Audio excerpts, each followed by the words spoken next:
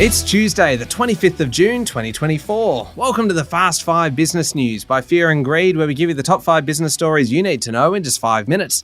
I'm Michael Thompson, and good morning, Sean Aylmer. Good morning, Michael.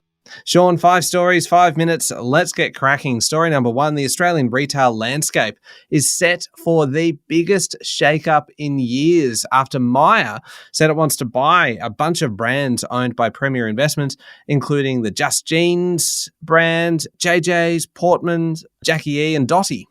If the deal's done between the two groups, each of which has Solomon Lew as a major and vocal shareholder, then Myer and Premier shareholders would both end up with about 50% of the new company. Now, under the deal, Myer would buy the apparel brands from Premier. Premier shareholders would get shares in Myer in return. The deal doesn't include Smiggle or Peter Alexander, both of which are slated to be spun out of Premier later in the year. Premier's apparel division has a retail network of 717 stores across Australia and New Zealand. Solomon Lew would end up with up to 30% of the shares in Myer. Now, he's already said he'd be interested in a seat on the board, thereby giving the deal tacit approval. He's quite the ferocious negotiator, though, so I wouldn't say the deal's over the line yet, but it's a good start. Myer argues a deal would enhance scale, revenue and growth opportunities and boost cost savings across supply chains, brand management and property. Would also help the loyalty program at Myer. Now, that department store's new CEO, Olivia Worth, used to run Qantas's loyalty program. Yesterday, Myer's share price jumped 20%. Premier's was up 6.6%. Yeah, good day for Myer, good day for Premier. Not such a good day for listed luxury goods retailer Cettire, Sean. Its share price tumbled 50% yesterday after it said earnings for the full year to the end of June were tracking 20% below analyst forecasts. Quite the whacking. Cettire blamed a challenging environment in luxury e-commerce for its poor profitability. It follows other retailers last week announcing profit forecast downgrades, including Mosaic Brands and KMD. Yesterday, Metcash came out and said its hardware division, think Mitre 10 Home Hardware Total Tools, that was struggling as well. Fortunately for Metcash, the IGA part of the business is doing okay. Plenty of discretionary retailers out there struggling, Michael.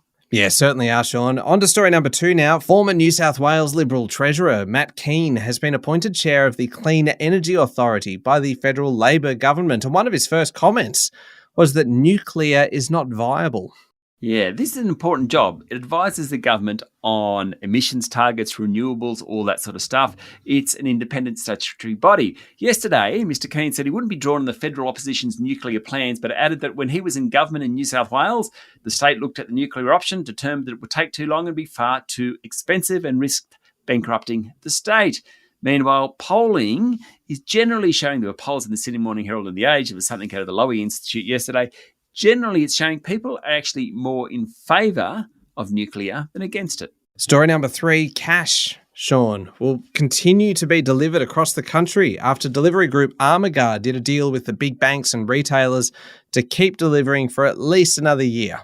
After many months of negotiations, the deal will provide extra funding of up to $50 million to Armaguard to keep the cash flowing. Now, the background to this, because people don't use anywhere near as much cash, it's become uneconomical for the monopoly transporter of cash, Armaguard, to keep delivering it. So the Reserve Bank got involved, as well as big cash users like the banks, retailers, Bunnings, Post Office. Under the deal, the users of cash will provide the funds to keep Armaguard running. Some pretty heavy hitters in that one. Former union boss Bill Kelty was there. Linfox chair Peter Fox, the head of National Australia Bank. Anyway, the $50 million will be paid in instalments subject to Armaguard hitting defined performance hurdles. Story number 4, Federal Treasurer Jim Chalmers has agreed to a mandatory food and grocery code of conduct which could include multi-billion-dollar fines. Dr. Chalmers said legislation will be introduced as soon as possible, and it follows a review led by former Labor Cabinet Minister Craig Emerson. The Treasurer said he'd accepted all 11 of Mr. Emerson's recommendations as part of its crackdown on anti-competitive behaviour in the food and grocery sector. For the most serious violations of the codes, supermarkets could be fined 10% of annual turnover. Theoretically, Woolies could face maximum penalties of $5 billion, Coles $3.8 billion, Aldi $1.1 billion, and Metcash $800 million in penalties. Don't know if that's going to happen, but in theory, it's a lot of money. Yeah, certainly is. Last one, story number 5. To get workers back to the office, Sean, bosses have been dangling things like fancy coffee and yoga classes and DJ parties. It still hasn't been enough, so some firms are giving employees a slightly more traditional perk. They're giving them their own desk, Sean.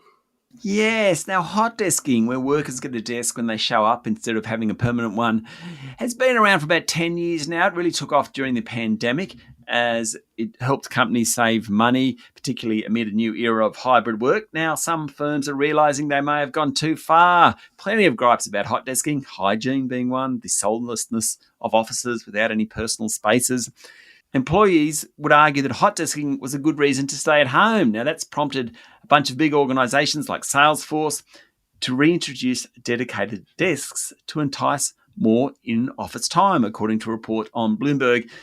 About 3/4 of employees are disgruntled for one reason or another, according to research from Gallup. So things like desks really matter, particularly if it means you can put a family photo on it, have an ergonomic chair that doesn't shift every day.